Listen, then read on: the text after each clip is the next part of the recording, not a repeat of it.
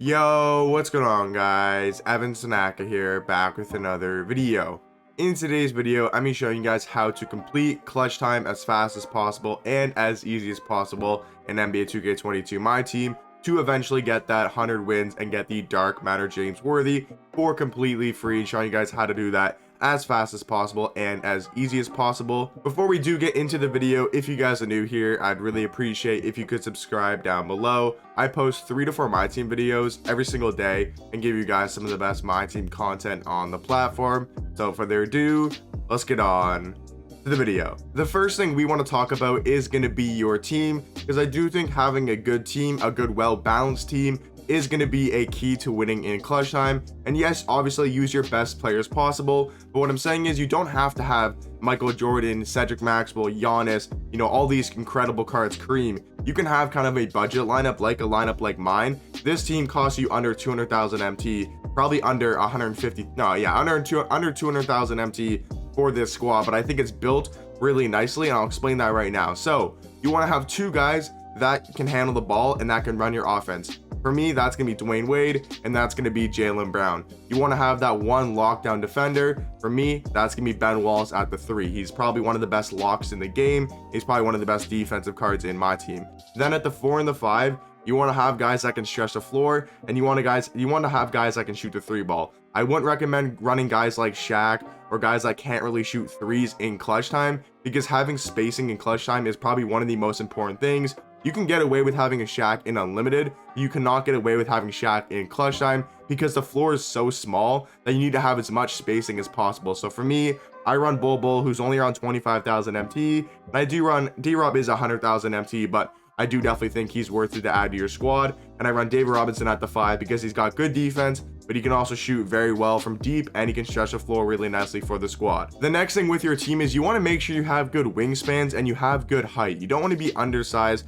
You don't want to be running a small center, because then you're just going to get out rebounded. That's why I like having Bull at my 4, even Ben Wallace on my 3. He's 6'9" with like a 7-foot wingspan, and he can really grab rebounds. Even Jaylen Brown's pretty tall, and Dwayne Wade, he plays some good defense. So you guys want to make sure to have some good height, have some good wingspan. Just make sure you're not undersized. But the main stuff is just having 2 guys that can go get you a bucket, because if you just run like all lockdown defenders, that's also not very good, because then you're not gonna be able to score. I will say having good defense in this mode is really important. That's why I have Jaylen Brown at my 2, because Jaylen Brown is still one of the best perimeter defenders in the game. So Ben Wallace is my lockdown, but then I also have Jaylen Brown, who also plays some really good defense, and my offense mainly comes from Dwayne Wade. Just make sure you have some guys that can handle the ball and get you a bucket, and you also have guys that can play defense, and then have tall centers and power forwards that can also stretch the floor. Those are all my tips when it comes to building your team for clutch time to help you guys win some more games. But now probably the more important thing is to hop into the game and show you guys some tips and tricks to help you guys win some more clutch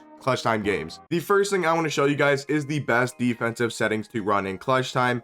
Me personally, I don't run defensive settings when I play clutch time, just because I want to get through the games as fast as possible. But if you guys are struggling to win the games, I would definitely recommend you guys put your defensive settings on.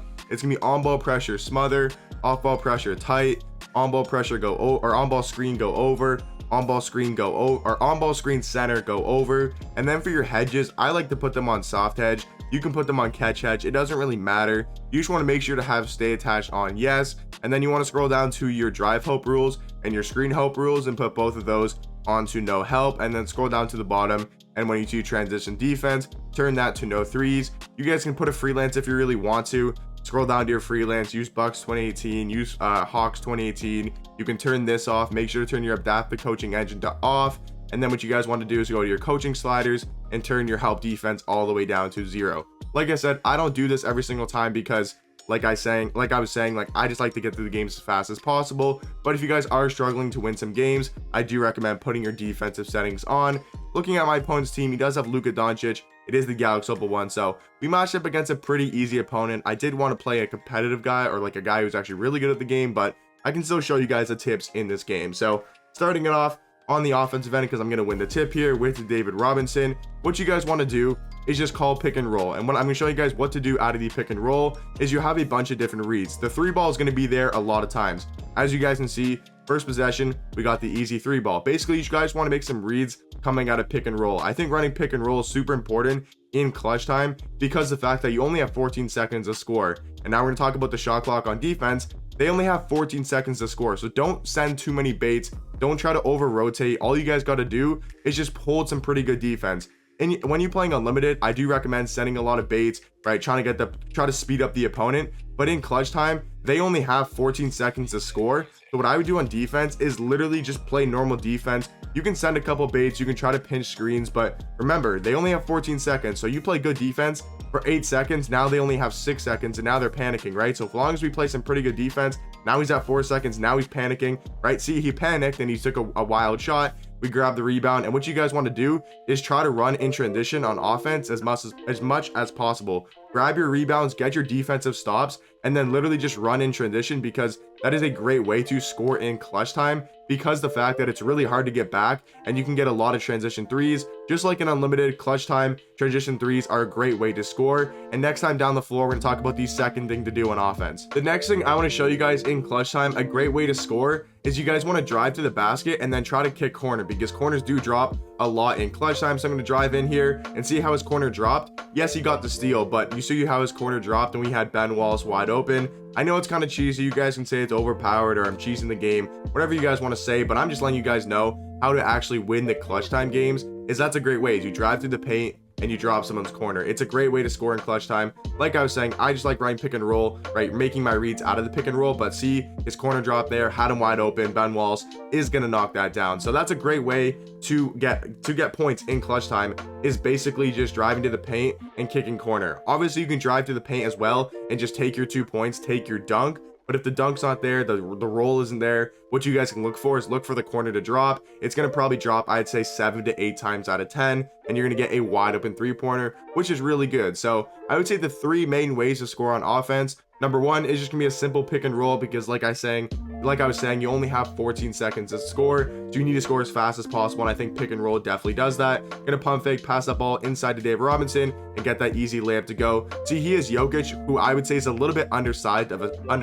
a center, and we have Dave Robinson, so we're way taller, we're way stronger, and I think we have a longer wingspan, so we can really attack Jokic on the interior, because I do feel like he's a little bit undersized. But like I was saying, there's 3 main ways to score in clutch time. Transition offense is going to be number 2. Like I was saying, transition offense, getting threes in the corner is probably one of the best ways to score in clutch time as well. And then the third way is drive to the paint, either take the dunk all the way like that, or kick to the corner, as my opponent thought he was going to quit there. But three main ways, just to say it one more time so you guys don't get confused. The first way, call pick and rolls. Pretty simple. Make your read out of the pick and roll, take the 3, drive to the basket, kick corner. Number 2 is going to be transition offense, getting stops, grabbing rebounds, and running out in transition. And then number 3 is going to be the drive to the paint and kick to the corner, because if someone doesn't have their defensive settings on in clutch time, that means their corners is going to drop probably, like I said, 7 to 8 times out of 10. You guys will get a wide open 3-ball. Okay guys, that's going to do it for the video of how to complete clutch time as fast as possible and as easy as possible. Just make sure when you're in game to use those 3 offensive tips: score in the pick and roll, run in transition, get stops, grab rebounds, and run in transition. Look for the corner 3 should be open a lot of times. And then number 3, probably the best way to score, is run your pick and rolls, but drive to the paint and then look for the corner to be open, because most times if someone didn't put their defensive settings on, which most people don't put their defensive settings on, the corners will drop 7 to 8 times out of 10. So those are my offensive tips. My defensive tips, honestly, is just play normal defense. They only have 14 seconds to score. It should be pretty easy to get stops. What I will say is just try to force bad shots. A lot of people like to hunt for threes in clutch time. A lot of people like to go for 4-pointers. If you guys just play solid defense, don't send double teams, don't kind of throw yourself out of position, don't really blitz screens or pinch screens, just play normal defense, guard, on ball the center, on ball the guard, just switch on and off, play some good defense, force him to make a bad shot, grab the rebound, run in transition. If he scores or you need to score in the half setting, then use my 3 offensive tips. But hope you guys enjoyed the video, and I catch you guys in the next one. Peace.